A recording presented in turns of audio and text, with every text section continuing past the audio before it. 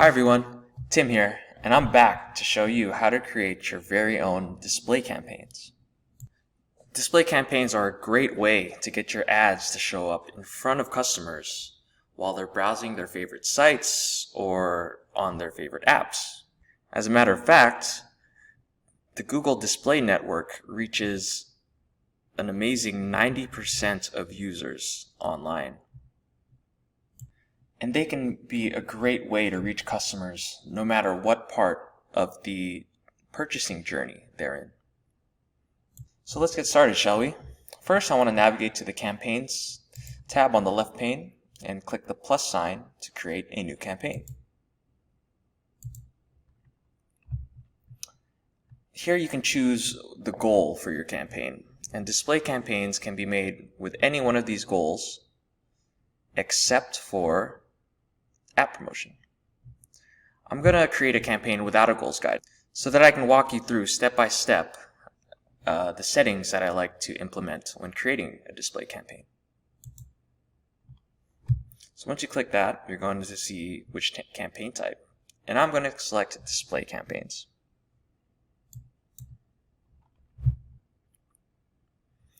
And then you can choose a campaign subtype, and I'm going to do a standard display campaign. You can also choose a smart display campaign, which automates your bidding and targeting, or you can do a Gmail campaign, which is for serving ads on Gmail.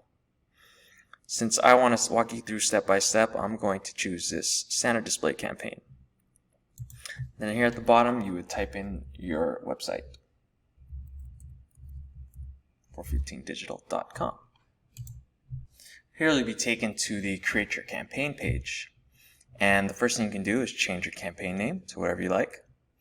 Next is the locations. So targeting in display campaigns is very important because, as I said earlier, you have the potential to reach 90% of the users around the world. So in order to spend your budget most wisely, I would recommend being as granular and location targeting specific as you can. Here I'm going to check the United States. And you can choose to target people or show interest in the United States or your target locations, or you can choose people in or regularly in your target locations, or people who show interest in your target locations. If you're more budget restricted, you're probably going to want to select this middle one so that you only get people in your targeted locations. Otherwise, if you want people who, don't have to be in those locations but are interested in, you can choose the one that's recommended, which I will do. And I don't have any exclusions right now. Exclusions you can add on as you see performance on your campaign. If you're getting any traffic from areas that you shouldn't be getting traffic from, then you want to add those as an exclusion. As far as languages, I'd like to select only English, and this is in contrast to search campaigns where I like to use all languages. Like I said, we want to be really targeted here, and we don't want to show our ads to people who might not speak English. In search, when you build your keywords, they're usually always in the language that you want to advertise towards. That's in my case English. So when someone's typing in a Spanish search query, my search keywords won't trigger an ad.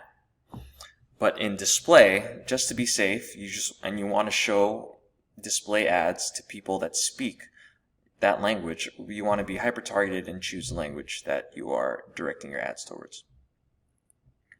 Next, you get to bidding.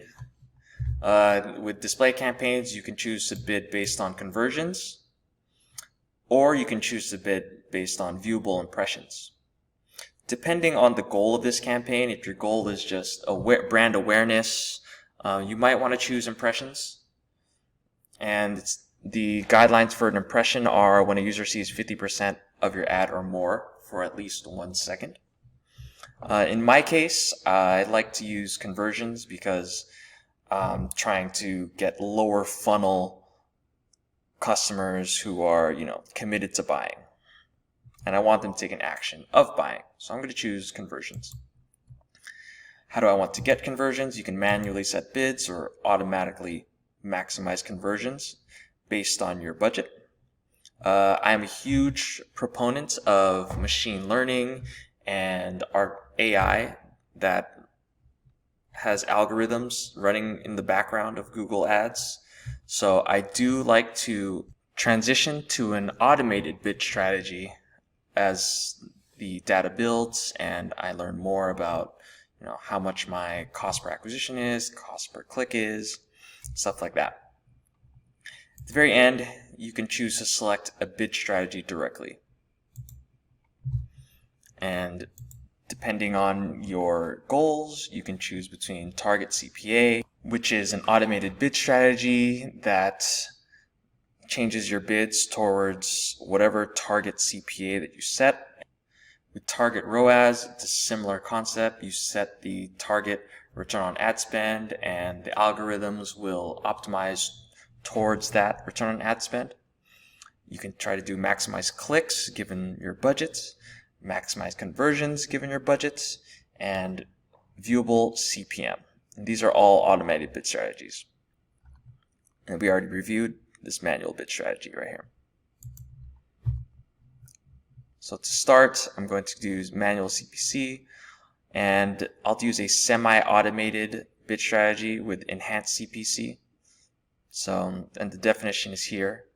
It helps you get more conversions from manual bidding by raising your max CPC for clicks that seem likely and lowering your max CPC for clicks that seem less likely to convert. So it's a good balance between manual and automated. Budget, you can set how much you want to spend each day. $99. Go to additional settings. You can change ad rotation. I like to keep it to optimize so that you get, you're serving the right ads. The only reason I would change this is if you're trying to do like a ad test or landing page test and you want to, rotate ads indefinitely and try to see which one works better. Or you can do an ad schedule, which shows your ads during only certain times. You can set a start and end date. You can set which devices you want to appear on. This is important if your site is mobile friendly or not. If it's not mobile friendly, then I recommend just targeting desktop. If it's not desktop friendly, then doing the same for desktop. You can also set a frequency cap to limit how many times your ads show to a certain user. You can set campaign URL options, tracking templates, file URL suffixes, UTMs like that.